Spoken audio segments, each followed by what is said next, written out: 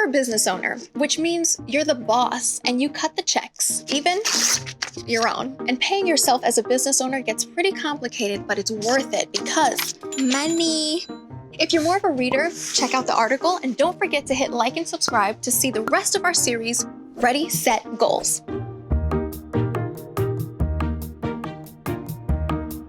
There are two ways to pay yourself: salary or draw. Salary. Pick a number and pay yourself that amount when payday comes around. The good thing about salaries, taxes get taken out of your paycheck automatically, so less math for you. And the not so good, adjusting your salary and following IRS guidelines. Your other option is to take an owner's draw. This means you take money out of the business whenever you need it. The good, it's flexible. If business is booming, you can pay yourself more, and if it's not, pay yourself less. The bad, it reduces a business's equity, which is how much of a business you own. And less equity means less money to spend in the future. Those are the two options. But this isn't a case of eeny, meeny, miny, mo. The way you get paid depends heavily on what type of business you own. To break it down, let me take you through this little thing I'd like to call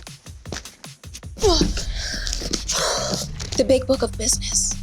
It lists the different types of businesses and our recommended payment plan for each. Sole proprietorships.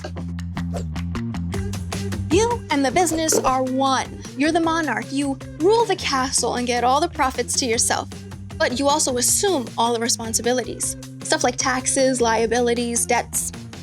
That's all on you.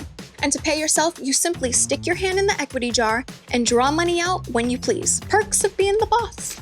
Now, step down from your throne because we're talking partnerships. Think of a partnership like having a roommate, or better yet, roommates. You split everything: rent, chores, bottles of wine. So instead of pocketing all the business profits, you split it with your partners. To pay yourselves, you draw money out of the equity jar at any time. Limited liability company, known by its friends and family as LLC. Here, you can be the ruler or roommate. If you're a one-member LLC, pay yourself the same way you would in a proprietorship.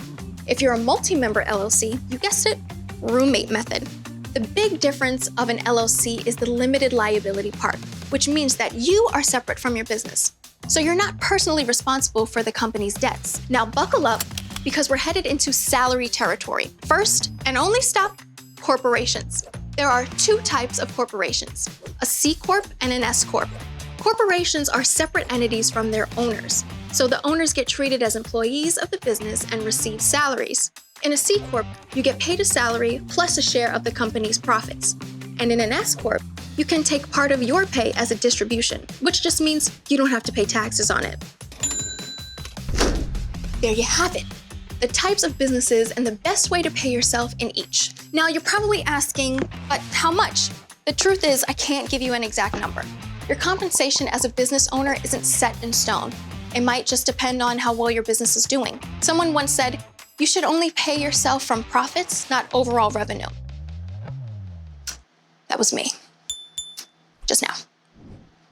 Another factor to consider, the stage of your business. If you're just starting out, some people put a lot of their profits back into their business. And be sure to compensate yourself reasonably.